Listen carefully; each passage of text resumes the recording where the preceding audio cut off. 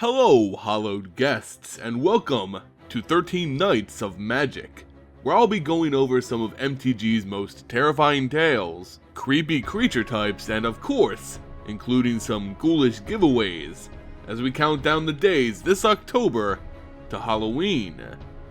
For our first frightful night, let's start this scary season off right with the Baron of Evil himself, Baron Sengir. Sengir was born on the plane of Dominaria, but his birth would be the last normal event of his life. Not much is known about his childhood, even by Sengir himself, for he's lived so long that his early years are nothing more than a blur to him. What is known, however, is that Sengir is, and has been for a long time, a vampire. Sengir, like Soren Markov, is both a vampire lord and a planeswalker, whose spark most likely ignited when he too was changed by vampirism. Sengir was a planeswalker during the pre-Mending era, a time when planeswalkers were gifted with godlike powers and immortality being redundant for a vampire such as himself. Using his ability to travel through the Blind Eternities, Sengir visited many planes and committed many evils. His cruelty didn't end with simply feeding on others and changing them into vampires. No, Sengir's victims would always remember the one who stole their lives. Soon though, simply torturing the worlds he visited wasn't enough to sate the self-appointed Baron. He wanted complete control.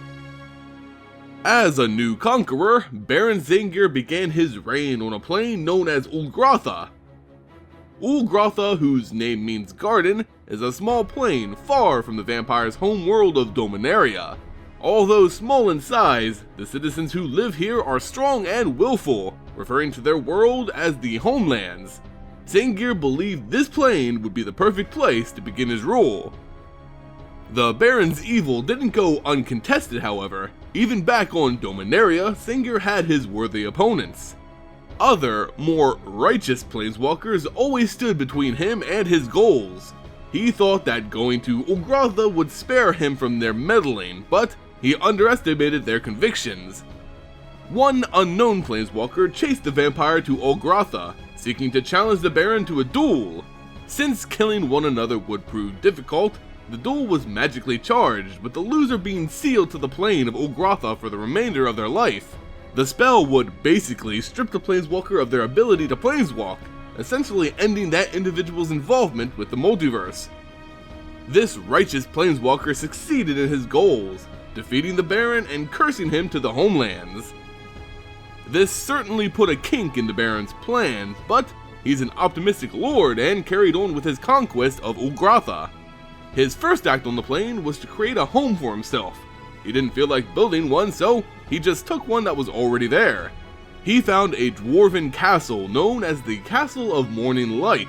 It was a little bright for his liking, but it would do. The dwarves and their king tried their best to fend off the planeswalker, but his power was unmatched and Sengir easily took the castle. Along with the castle, Sengir also took control over the small subterranean town of New Freedom, located right underneath his new home. Now with a castle of his own, the Baron needed a land to rule.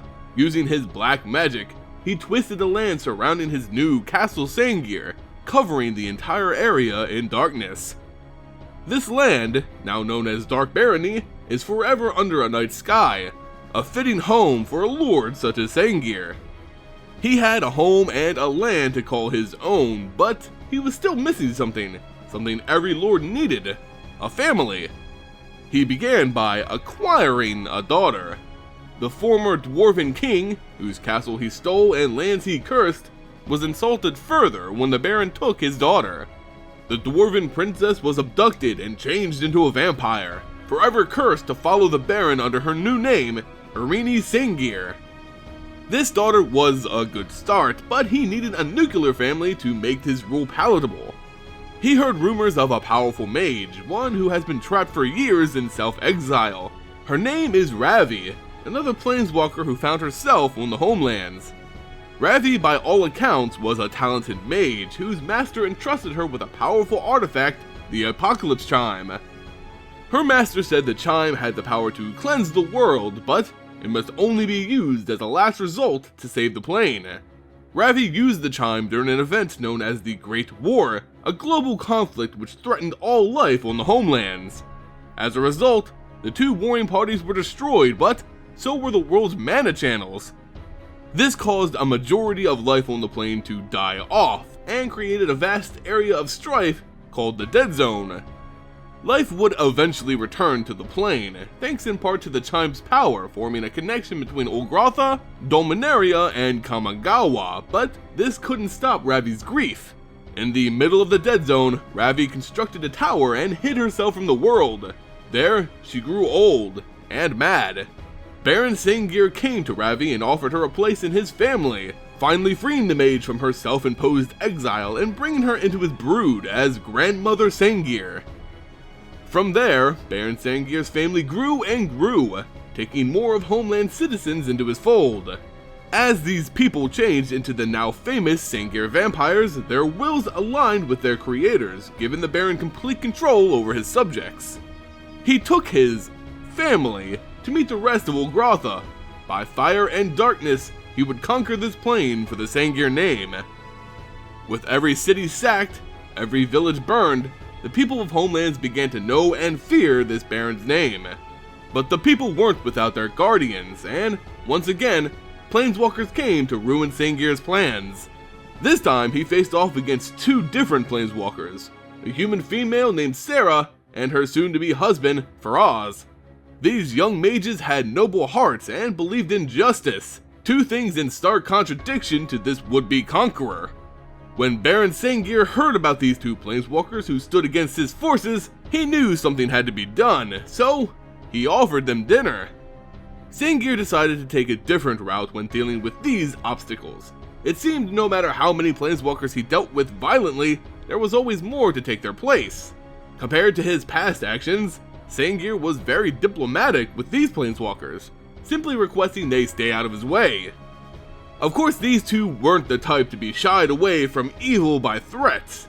Sarah had created an entire realm out of white mana where her now famous Sarah Angels resided, and her husband was a champion for the people of Homelands.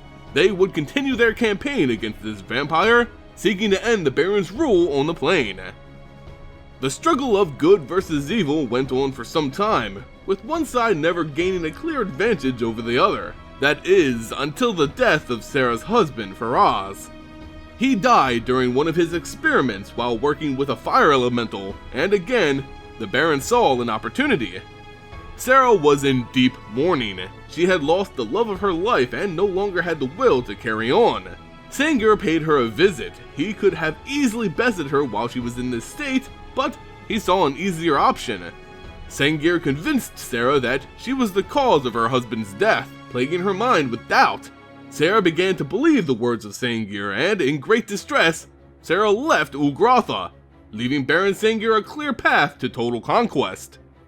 Now, he and his vampire family march on the rest of the plane, but his ambitions aren't limited to this one world.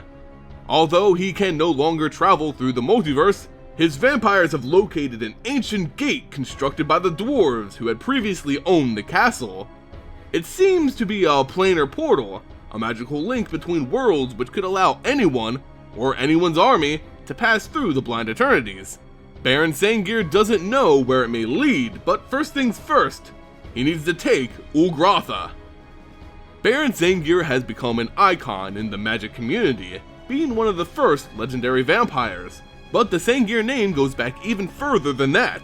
The first ever vampire created in MTG history was in fact Sengir Vampire in Alpha. And that, my friends, is the story of the great Baron of Evil, the OG Vampire Lord, Sengir. His cruelty, combined with his thirst for power and blood, made his story perfect to launch my 13 Nights of Magic Halloween series. With this series, I'll be bringing you some of the most sinister characters and creature types from Magic's history, and every night, I'll also be doing a giveaway, with the winners being announced at the end of the series, so November 1st. For this video, I'm of course giving away a copy of the Baron himself, Baron Sengir from the Homeland set. He's a legendary creature who greedily sucks the power from those he slays in combat, while also supporting and regenerating his fellow vampires. To enter for your chance to win this voracious vampire, all you have to do is leave a comment on this video and be a subscriber to the channel. At the end of this 13-night series, I'll announce all of the winners in a special video. Remember, each new video in this series allows you another chance to enter for a different card, so stay tuned to see what other creepy cards will be offered in this Halloween series. This series is brought to you directly by my sponsor, abugames.com. abugames.com is a leading online store for all things Magic the Gathering, and I really recommend you guys checking them out. I hope you all enjoyed this first of 13 nights of malicious magic. If you did enjoy it, consider throwing the video a like and share it with your friends. It goes a long way in supporting the channel. For now though, thank you all for watching, and I'll see you on the next Night of Magic.